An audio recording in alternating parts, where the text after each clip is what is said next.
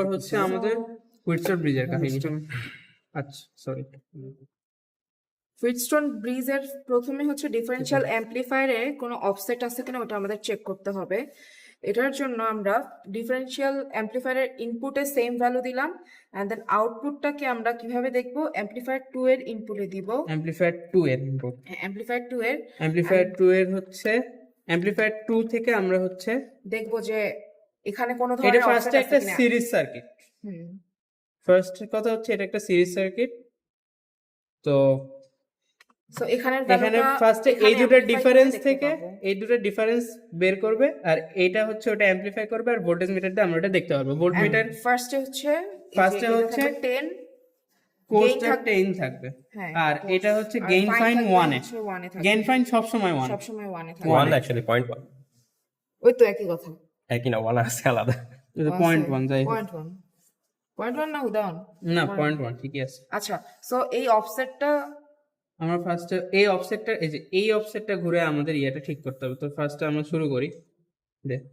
এখন এখানে হচ্ছে -2 এখানে -2 পয়েন্ট দিয়ে আছে, এটাকে হচ্ছে অফসেটটা ঘুরায় 0 করতে হবে। আচ্ছা, এই অফসেটটা থাকার কারণ কি? মেশিনের এই দুটো ইন্টারনাল সমস্যা।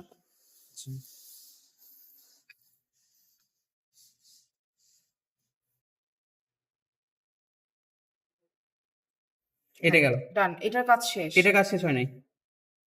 এটা হচ্ছে আবার 100 এ নিয়ে যেতে হবে। 100 দিয়ে চেক করতে হবে। 100 এ চেক করলে দেখবে একটু বেড়ে যায়, ওইটা আবার কমাইতে হয়। এটা খুব প্রথমে 10 এ দেন 100 এ। হ্যাঁ, এটার চেঞ্জটা খুব বাজে হয়েছে, একটু প্রিকশনস থাকতে হয়।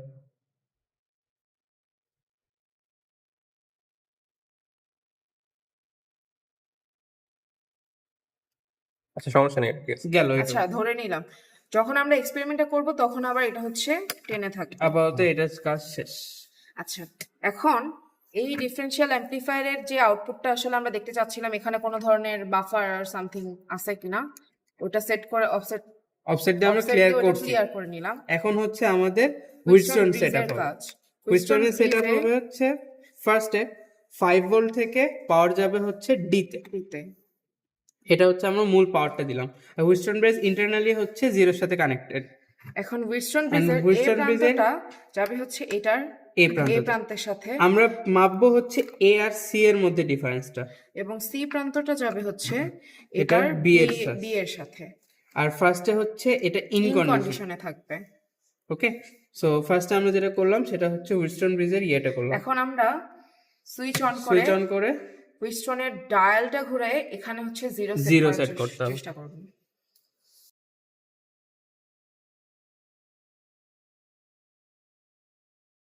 আচ্ছা, এই যে এখানে 2 আসছে আর উপরে সামথিং কি রে, এটা একটু ইয়ে হয়ে আসছে, দাঁড়া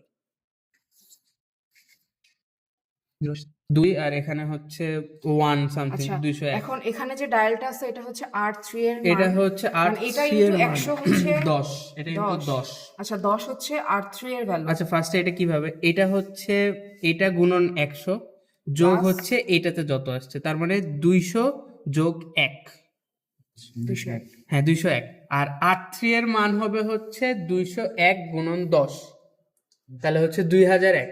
তারপর R1 এর মান হবে 10,000 মাইনাস R3, তাহলে হয় হচ্ছে যেটা হয়। আর R2 এর মান হচ্ছে 12,000 ফিক্স, আর আমরা R1 R2 R3 পাইছি। এখন R4 এর মান নির্ণয় করতে হবে। R4 হচ্ছে এখন রাইট নাও যেহেতু ইন কন্ডিশনে আছে RX টাই হচ্ছে R4, যেটার ভ্যালু হচ্ছে ওই যে হুইটস্টোন ব্রিজের নালিফাইং এর সূত্র অনুসারে, হ্যাঁ যেহেতু আমরা এখানে নাল করে নিচ্ছি। আচ্ছা শাশিদিন এই দুটো নিয়ে কিছু একটা বলছিল, এই যে রেজিস্ট্যান্স গুলো নিয়ে, এগুলা কি বুঝি নাই। এই যে এই রেজিস্ট্যান্স গুলো কি? এখানে 12,000 রেজিস্ট্যান্স ইন করা আছে, মানে যখন হচ্ছে তো দুইটা কন্ডিশন আছে, একটা হচ্ছে ইন কন্ডিশন, একটা হচ্ছে আর কন্ডিশন। ইন কন্ডিশনে হচ্ছে 12,000 টা থাকে। ইন কন্ডিশন হচ্ছে হুইটস্টোন ব্রিজটা ব্যালেন্সড অবস্থায় আছে, মানে ইন্টারনালি ব্যালেন্সড। আর যখন আউট কন্ডিশন তখন হচ্ছে আমরা স্লাইডার কানেক্ট করে এটাকে ব্যালেন্স করার ট্রাই করি প্রত্যেকবারের জন্য। এটা ইন কন্ডিশনে করতে আমরা এখন ইন কন্ডিশন থাকলে এই RX টা থাকে, আর আউট কন্ডিশন করলে হচ্ছে RX টা থাকে না, বাদ হয়ে যায়। তখন এই RX টার কাজ করে হচ্ছে এই স্লাইডারের কাজ। ওকে, তো এটা হচ্ছে আমরা ফার্স্টে হুইটস্টোন ব্রিজ থেকে সাম্যাবস্থা আনলাম।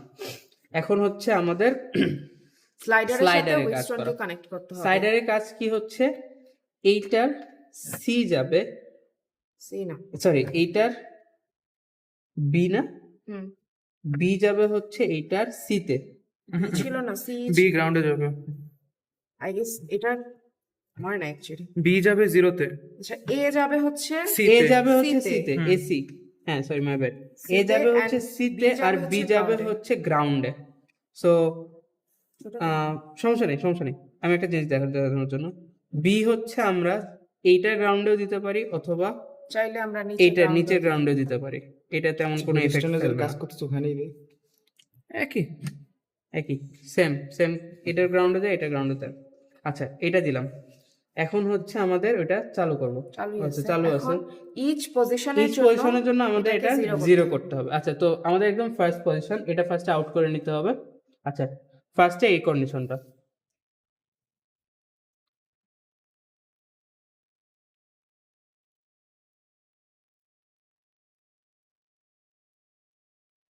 এটা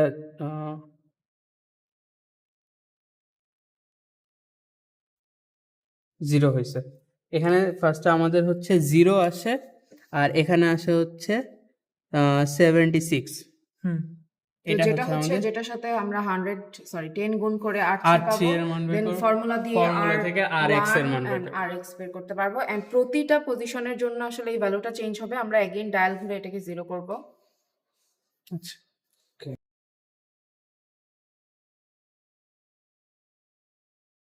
হ্যাঁ, ফার্স্টে হচ্ছে আমাদের আসছে কত, তারপরটা আসছে 1, দেন এখানে আসছে 174 এর কাছাকাছি।